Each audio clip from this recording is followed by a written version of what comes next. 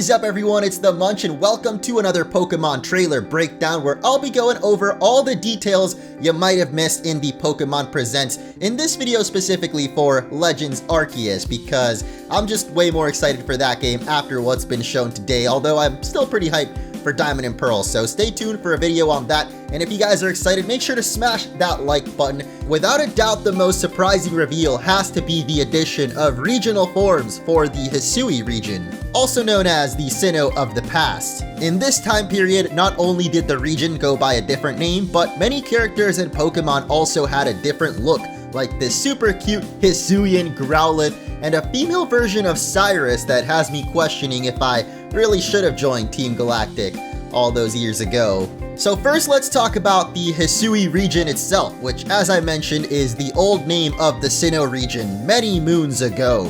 Back then, Jubilife City was but a small village, which I was so happy to see is now full of life compared to the previous trailer. There's NPCs walking around living their daily lives, which makes the world feel a lot more immersive and realistic. Jubilife Village is also home to this giant building with a logo on it that looks suspiciously like Team Galactic's from the original games. And that's because it kind of is the Galactic logo. This is the Galaxy Expedition Team's base, or Galaxy Team for short. Here, people who have come from various regions to study Hisui gather and give you missions to complete the first ever Pokedex of this region. First, there's Professor Laventon, who's a member of the Galaxy Team Survey Corps.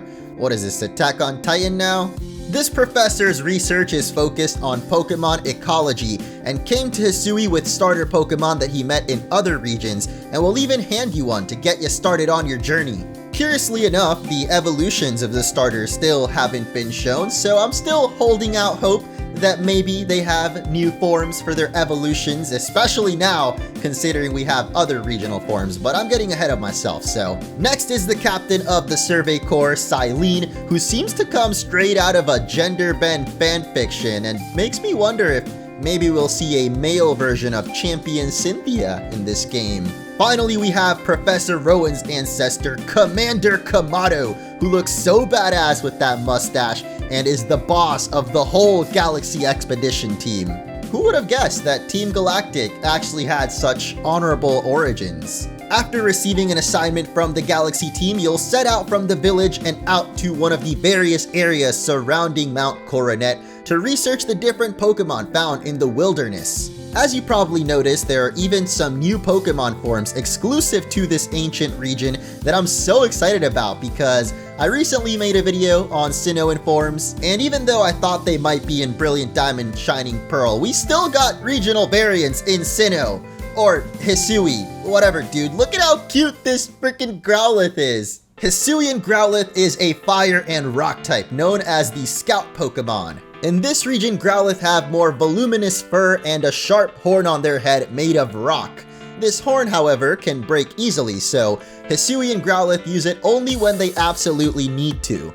Apparently, these Growlithe aren't used to being around people, so building trust with one takes time, which is so strange considering present-day Growlithe are so commonly seen as like pets. Although I wish it could have been a Dragon-type variant, I can't wait to see how majestic the Rock-type Arcanine might look. And if I had to guess, its evolution is going to have to do something with that little horn, maybe getting a little tougher and stronger. Next we have Hisuian Braviary, the Battle Cry Pokemon. When I first saw this Pokemon, I immediately thought it'd be an Ice type, judging by its environment and color scheme, but the Pokemon site does clarify it's a Psychic and Flying type that can use its psychic powers to sharpen its sixth sense and generate powerful shockwaves when it screeches. The site also states that when Rufflet evolve in the Hisui region, they become this form of Braviary, so we still don't know for sure if Rufflet will also look a little different. And the same goes for Stantler, because this next Pokemon isn't actually a regional form, but rather a whole new evolution called Wordier. The normal and psychic Bighorn evolution emits psychic energy from the orbs on its antlers, and is one of the few Pokemon in this region who has long been treasured by its people. I'm guessing this might be why we see the player riding on it to help traverse the vast landscapes of the region much quicker. But we also see you can fly with Hisuian Braviary, so perhaps Pokemon in this region are friendlier than they're getting credit for. Well, most Pokemon anyway. We have one last ride Pokemon and another Hisui exclusive evolution for Basculin, known as Basculegion. This evolution occurs when a Basculin is possessed by the souls of other Basculin that couldn't withstand the harsh journey upstream. Basculegion gains power from the souls possessing it, hence it being a water and ghost type capable of swimming long distances without tiring. As we see throughout the trailer, it's helping the player sail the waters of Hisui. Again, there's no clarification on whether Basculin will also look different in this region, but if I had to guess based on the last generation's trends, then I think at least Stantler will get a Hisuian form, similar to Galarian Farfetch'd, who then evolved into a whole new Pokemon, Sirfetch'd. But we also had some Galarian forms exclusive to just the evolution, like Galarian Weezing, which I think might fit Basculin and Rufflet a little more. Finally, we have Hisuian Growlithe, which could honestly go either way. Like, it'll definitely evolve into a new form regardless, but whether that's gonna be Hisuian Arcanine or an entirely new Pokemon, we'll have to wait and see.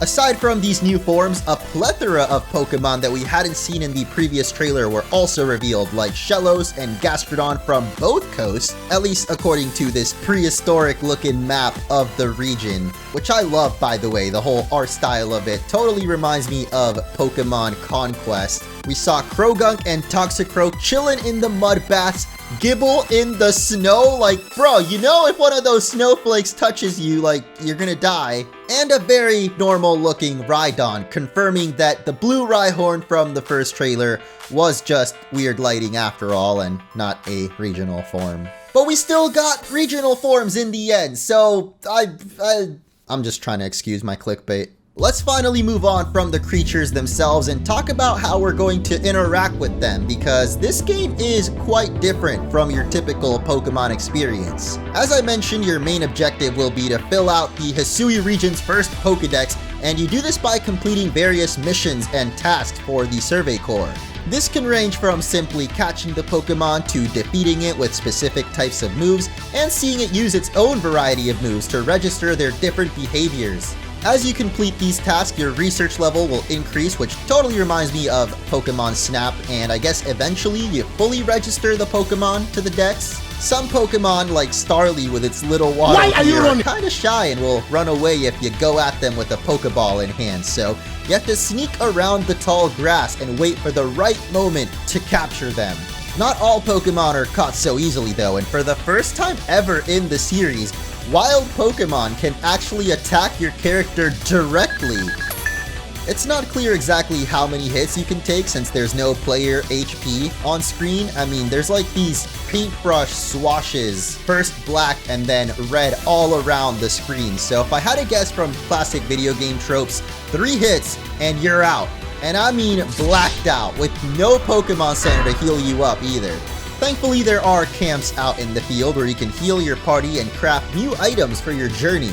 As if there weren't enough comparisons to Breath of the Wild already, now we can ride the wildlife and gather items to craft Pokeballs, potions, and other useful tools for your journey, just like Link would. Except he could cook too.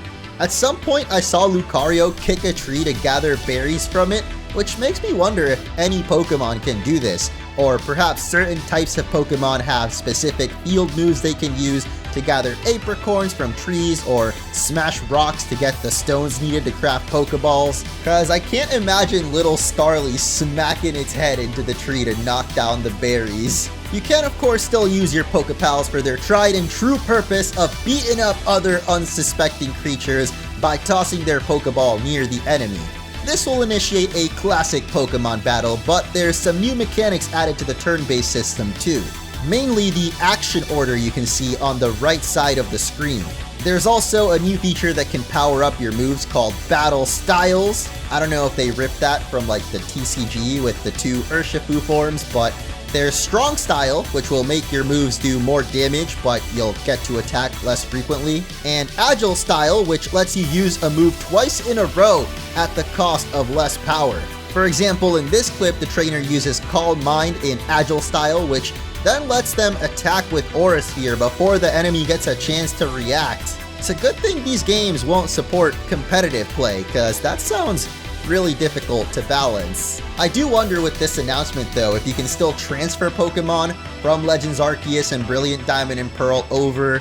That's not to say there's no online functions though, as on the Pokemon site, it states that you can apparently trade with other players in Jubilife Village. As I mentioned earlier though, some Pokemon are extra aggressive in this region, which apparently has something to do with Arceus and the story. Probably like this lightning makes them hulk out with their eyes red, and they will straight up attack your character if you get too close. In past videos, I talked about how this game didn't feel like the action RPG it was being labeled as, but this is finally bringing the action into the mix, and I am so down with it.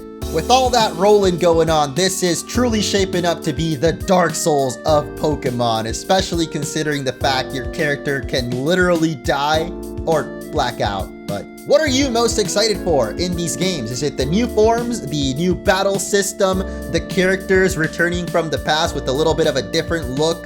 Because I can't wait to see what some of the other characters from Sinnoh, like Cynthia, or maybe even the gym leaders if they end up showing up, might look like.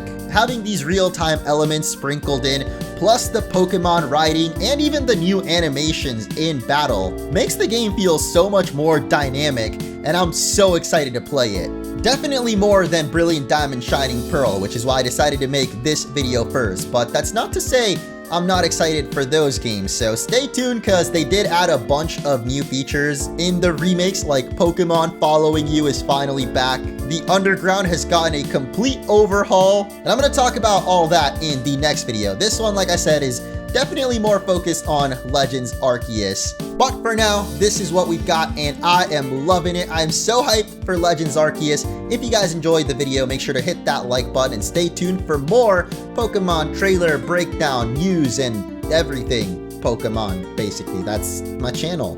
Thanks again for watching, and I will catch you then.